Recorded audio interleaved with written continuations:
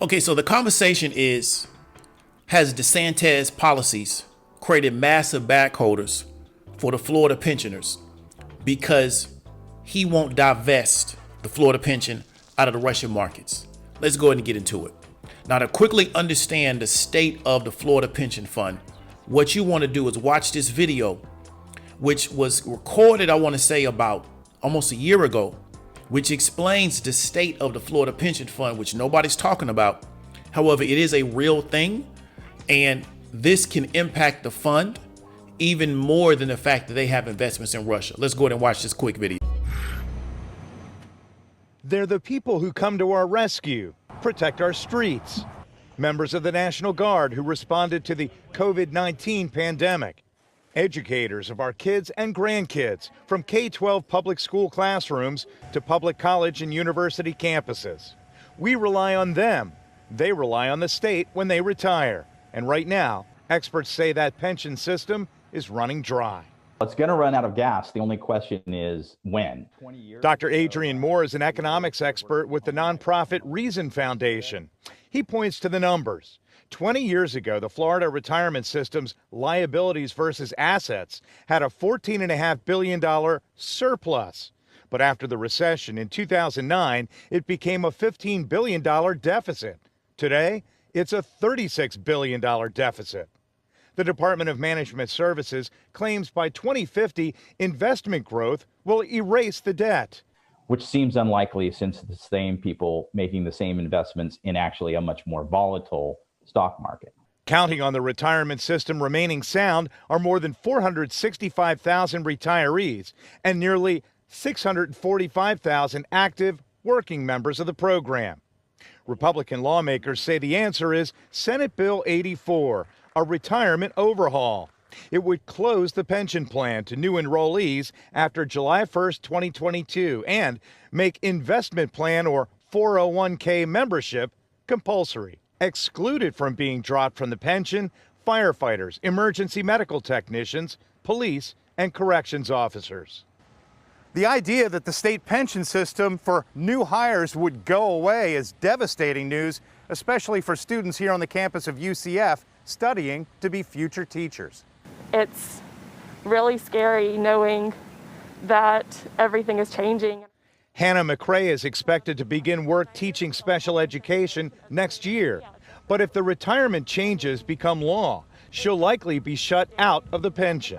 But now I have to start worrying about, okay, what are my options? What if this doesn't work? Should I move to another state?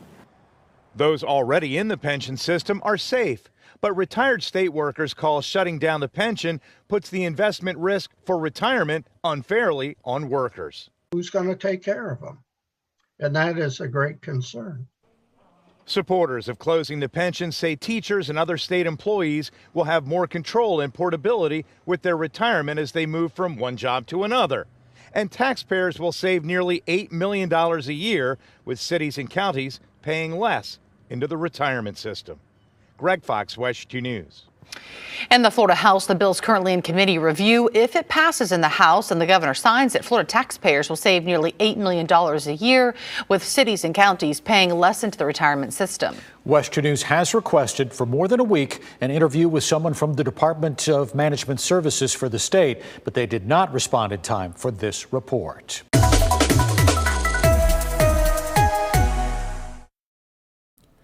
Now, we got to understand is that, one, the state of this particular fund is going to become insolvent in the future, right? And unless they do something really drastic, that's going to be a reality. Now, that for some reason is not a concern for DeSantis, and most likely because he's going to be onto his next position by the time this thing finally triggers. So, his attitude is I didn't start it, so I don't have to fix it. And that's cool. And I don't think he can get the political capital for fixing this because it's really not considered a hot button issue as of yet, right? So most likely this will get handed to somebody else and they'll have to try to figure out how to fix it. The issue currently is that a certain percentage of that pension fund is invested in Russian firms. And what we've currently been seeing over the past few weeks, past month and a half, is that many American-based corporations, many American-based funds, asset holders, asset managers they feel like it's time to divest out of Russia to make sure that they don't have the capitalization to continue to do what they're doing inside Eastern Europe. However, Florida has not made that decision to divest their percentage of the fund that they have, which is very small, out of Russia. So it won't have a big monetary impact, but at the end of the day, money is money. And many people feel like we shouldn't support Russia at all from an economic standpoint and put them in a position to continue to do what they're doing in Eastern Europe. Now, DeSantis is over the particular fund with two other people, and they kind of determine the trajectory of the fund. Therefore, when certain people in the state of Florida in the political space reached out about this, his press secretary, who was Christina Pushaw, she's really heavy on Twitter. She's one of those, Twitter people in politics. And she talked about, well, one, it's not worth $300 million at this point. She's 100% correct, right? It's not worth $300 million. It's been extremely, that percentage of the fund no longer is at that number. And then she says, of course, the Democrat would want to sell at the bottom of the market when the Moscow Stock Exchange just reopened. Okay, it don't have anything to do with being a Democrat. And I know for 100% fact, regardless of this woman's political affiliation, she don't know the first thing about the markets, right? It's got nothing to do with being a Democrat. The question is, when do you sell? And let's go into the tickers. And we're not going to look at every Russian holding, but we can kind of look at some of the more well-known Russian holdings. The question is, was there ever a trigger to sell? Because a lot of the downward price action on these particular Russian tickers started really around the time Putin started massing troops on that part of the world, because money managers started moving out in anticipation of a war, right? And they wanted to be early on divesting instead of getting stuck in the deal, because you don't want to be a bag holder unless you're committed to sitting in this situation long term. So let's look at some of these tickers. So we have SBRCY. We're looking at this on a 2-year. We're looking at a 1-week candles. Okay, so what we're seeing is that it hit this high around, October 2021, and it just sold off from there. So yeah, currently now we're at the bottom of the market. The question is, did you ever have a trigger in place to sell? Or was it, we're just going to continue to accumulate and just hold it for a certain amount of time? And this is why I tell people all the time, is that if you're in the markets, unless you're committed to continue to accumulate regardless of the price action, it doesn't mean you need to trade in and out of your position every day. But the question is, do you have a stop loss? Okay, because it seems that if the state of Florida pension fund is still in this, there is no stop loss. Let's look at ROSN, which is Public Joint Stock Company, Rosneft Oil Company. Okay, we see here on 1-week candles on the 2-year, they were around 645 and they're trading at around 414. Right? Really, really big green candle in February. This is probably around when the war started. And the same question, was there ever a stop loss or a trigger to sell at any time? Because at one time we were almost around the pandemic lows. Let's go into the next one, which is going to be the Public Joint Stock Company, MGNT.me. And we're looking at 2-year candles. 2 years on 1-week candles. Same thing. Major sell-off starting around November. Question again, was there ever a stop loss in place? Was there ever a trigger to sell as price actually continues to get lower and lower? Therefore, yes, now we're probably at the bottom of the market, but the question is that there's a long amount of movement between the top and the bottom. Was there ever a stop loss in place? So that will come from on the board and the person that's managing the fund based on how they decide to accumulate, how they decide to move in and out of positions, and what is their risk management profile. But, it's just easy to say something on Twitter for somebody that probably has never managed capital outside of their own personal account in their life, right? And that's what you want to ask yourself. Now, here's a really good article. DeSantis is urged to untangle $300 million that's invested in Russia. So it's a small percentage of the fund because the fund is very large, but $300 million is still $300 million. And if you're a pensioner, $300 million is way more than what you need to retire at 65. You're not going to need $300 million over the rest of your life. So $300 million can finance a lot of retirees at whatever age they decide to retire at. So 300 million is still $300 million. And the question is, what is the value of that 300 million? Can we put a value on that currently now on April 11th, 2022? What is the value of that 300 million at that current date? So we outlaid 300 million into these particular Russian ETFs, or these particular basket of Russian stocks. What is the value of that 300 million? Because sometimes in the market, it's better to sell it and take a loss than keep it in there and end up with nothing, which is what sometimes happens to people. And Florida's Democratic congressional delegation asked DeSantis to divest the Florida retirement system from Russian-owned and headquartered businesses. So immediately that divests 300 million worth of investments in Russian-linked companies because of who Vladimir Putin is, yada, yada, yada. And DeSantis really hasn't spent a lot of time talking about Russia, even though he's been involved in a lot of other controversies. And one of the reasons why we think it just doesn't give him the political capital. This makes a lot more sense. However, we're going to fact check it, and this is something that we want to talk about. Florida state retirement system is the fourth largest in the nation, has 195 billion in assets, right? Before the invasion, Florida's retirement system held investments in Russia-based entities that were valued around 300 million, around 0.15% of all assets. So like talked about before, it's very, very small. Under pressure to redirect those assets, Governor DeSantis, who pushed for the state to divest from companies that boycotted Israel in the past, has said the legislature should make the call. So we talked about in the past that DeSantis was very vocal about pushing for the state to divest from companies that boycott Israel. However, in this scenario, he feels like the legislature should make the call. So he's changed his position on asking for a divestment for or against particular countries.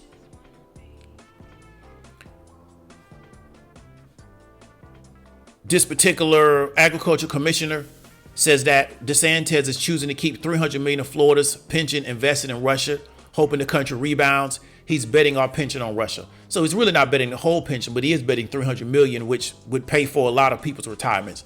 And so that's why we got this reply from Ms. Pushaw saying that, well, because she's a Democrat, she wants to sell at the bottom of the market. Well, you know, sometimes that's the only time you can sell is at the bottom of the market. Sometimes you can't sell at the top. It just doesn't work that way every time, especially if you sit in the play and watch the play continue to erode over time, right? But she's not over that. She's over Twitter. So her job is just tweet. So it doesn't, it don't have to make any sense. She just got to put something out. So the board is governed by 3 trustees, Jeremy Petronis, Attorney General Ashley Moody, and then DeSantis, right? And then Lamar Taylor, who addressed this in Florida 29th. So that's the State Board of Administration Interim Executive Director, who addressed the board's review in Florida's holding in countries with emerging markets like Russia. We talked about the state holds these particular investments along with others. And Taylor explained that the board would continue to assess the situation in Ukraine. It wouldn't be in the best economic interest of the pension plan if they were forced to divest immediately. DeSantis responded that it would violate your fiduciary duty if you liquidated at a massive loss for political reasons rather than the best interest of the beneficiaries. And Taylor also agreed with that. And I think that's kind of what they're running with. Therefore, in their mind, even though the particular assets have significantly declined since it was assessed at 300 million of the January 31st assessment, he won't say by how much. So we currently right now don't know the actual value of that 300 million that's currently in the fund.